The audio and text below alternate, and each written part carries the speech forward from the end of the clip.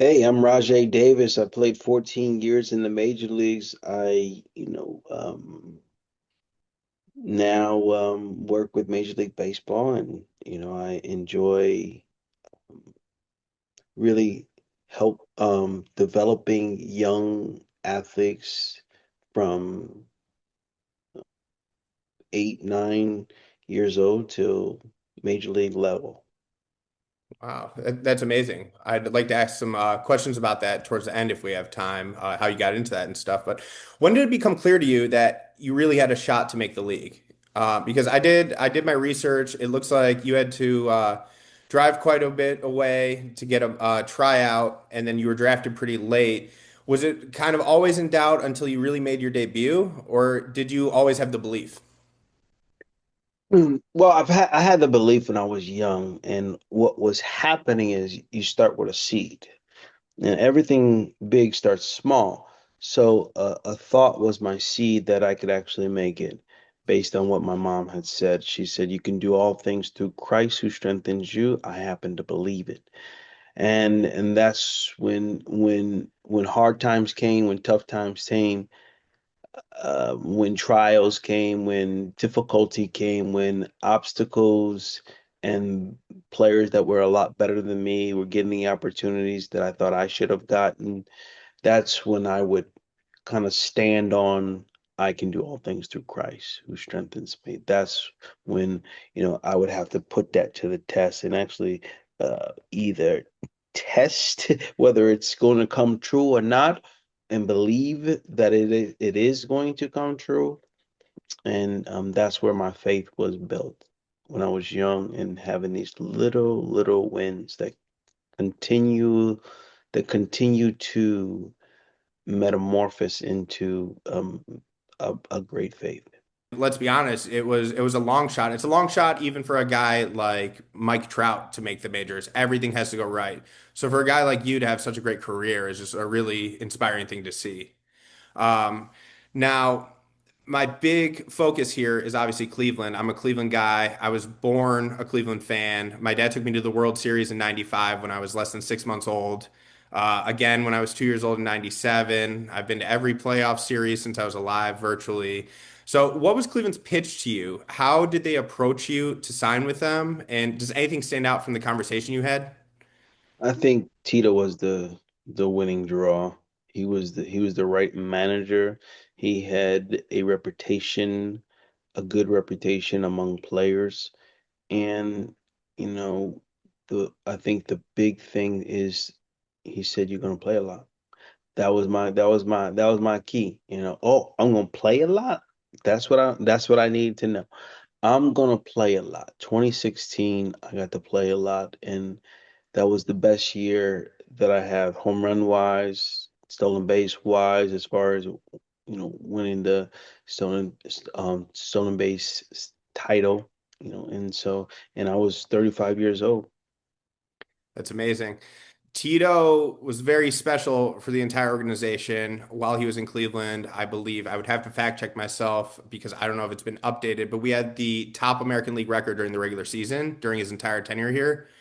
And when it comes to Tito, obviously the fans get the gist of him through interviews because he's a very open guy. He's not one of those cookie cutter, like the team just has to play harder type guys. He tells you what he's thinking. So what was it like day to day? Let's say you were having a rough stretch during the season or during a high note. Like how does Tito keep things level in the clubhouse?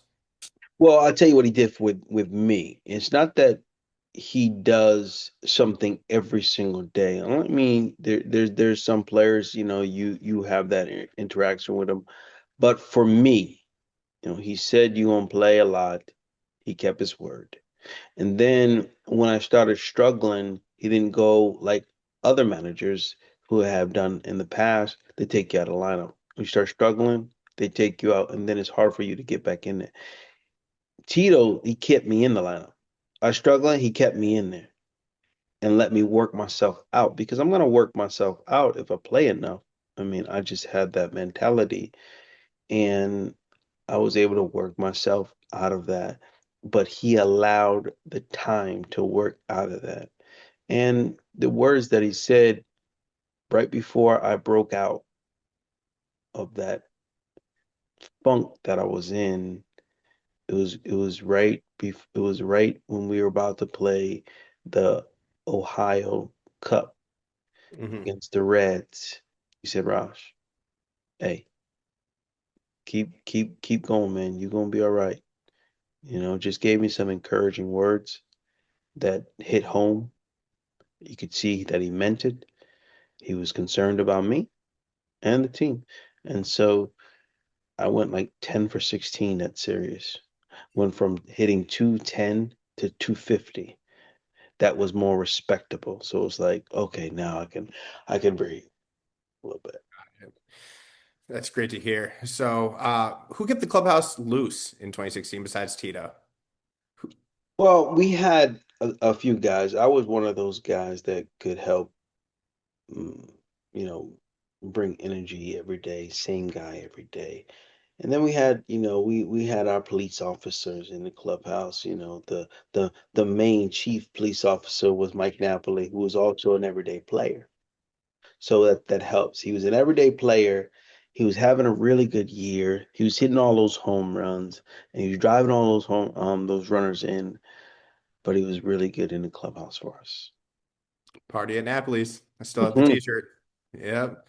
So now, just for the sake of time, let's fast forward a little bit.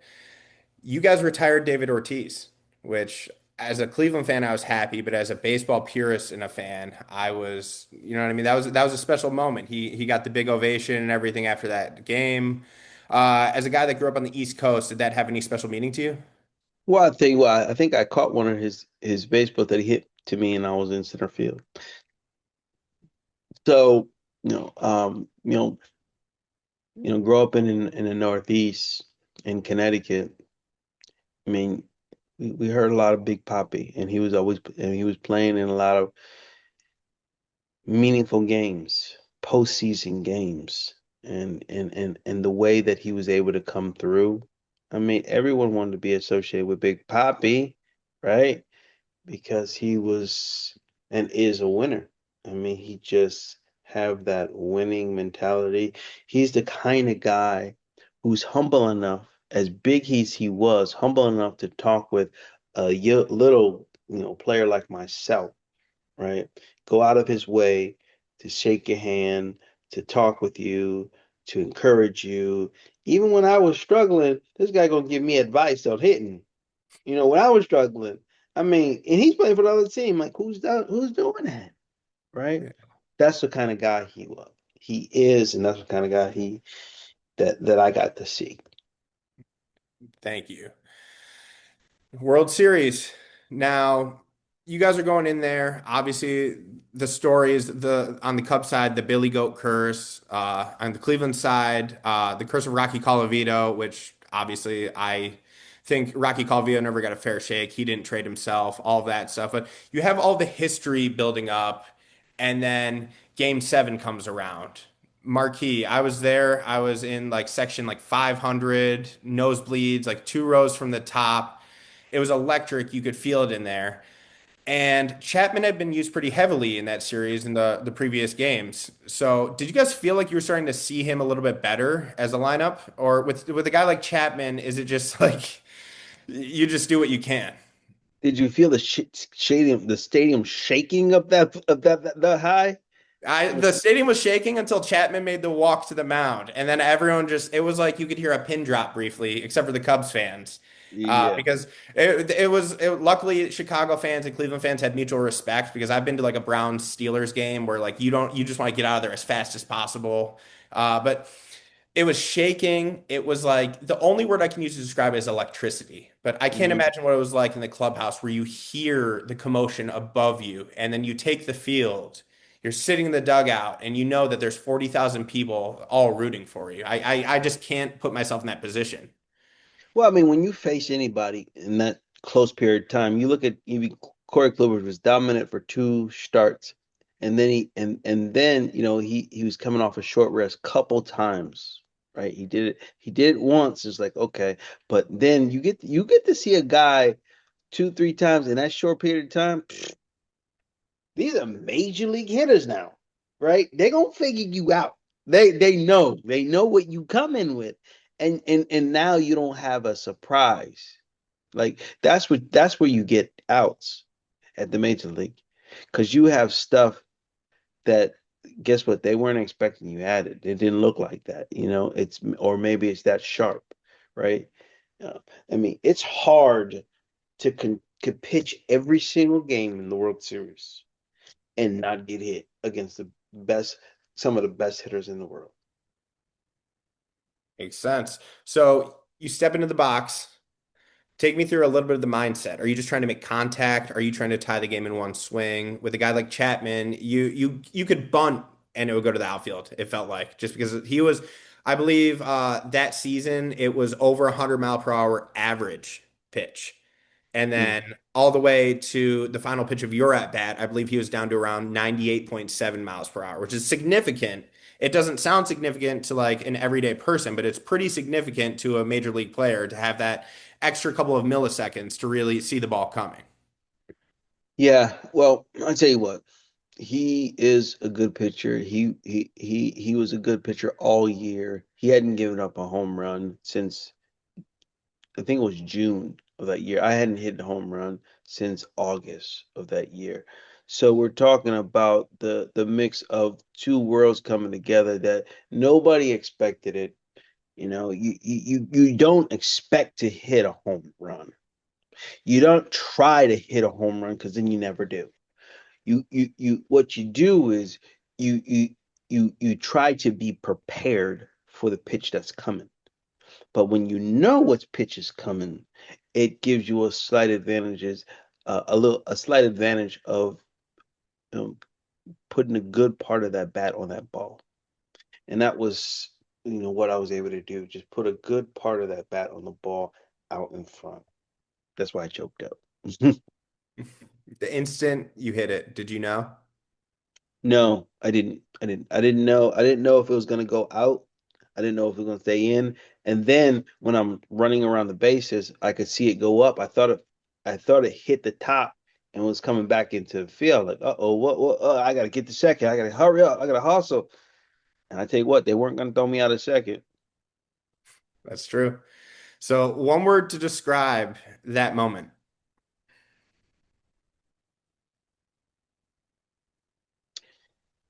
Exciting. Exciting.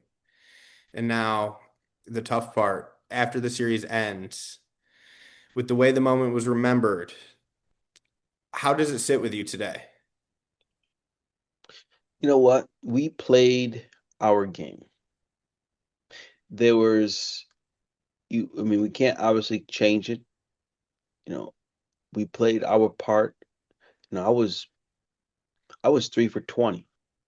I got 2 hits in the last game, the game that counted the most. Or I might have been 4 for 20, right? It wasn't really good, my average. But in the game that counted the most, I showed up. And that's all you can ask for. Show up. Like when the pressure was thickest, your boy was ready. And so there's nothing to hang your head on here. There's nothing that you say, okay, we could have did this. All that is, hindsight, right? Hmm. In the moment, though, we did what we could. We did what we believe was right. We did what we believe was going to help us win. And guess what? If Jose is playing to his right, he had just took some steps to the left. If he's staying to his right, that's a double play ball. Boom, boom, boom. We out of the inning. Game over. Right. So, it's things you happen, you know, and that's part of the game, right? Hmm. Someone's gonna come up big in these moments.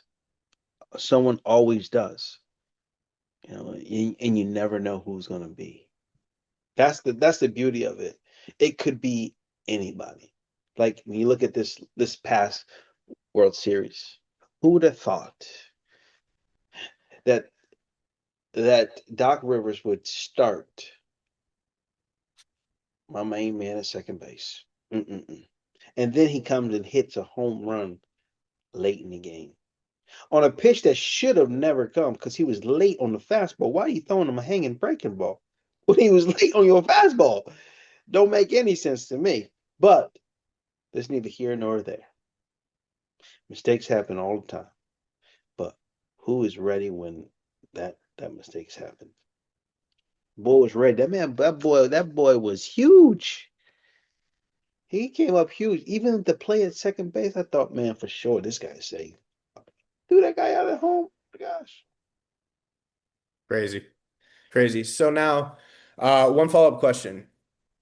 After the series, after your career, where has life led you? Are you content is the wrong word to use, but it sounds like you have purpose in what you're doing right now, grooming the next generation of players to try to make the league. Is it fulfilling? Is it everything you dreamed of post-career? Do you still miss playing? Or is it just kind of like one of those things where like occasionally you'll think back to it, but now life has gotten bigger, God has put you on a different path, and everything's a-okay? I think I'm on the same path. I've been training for this my whole life, and I'm still in training. There's things that I'm still learning. There's still things that I'm still developing. But what I have is a gift. My gift is to develop true purpose in others so that they can see the great potential that they have. That's deep.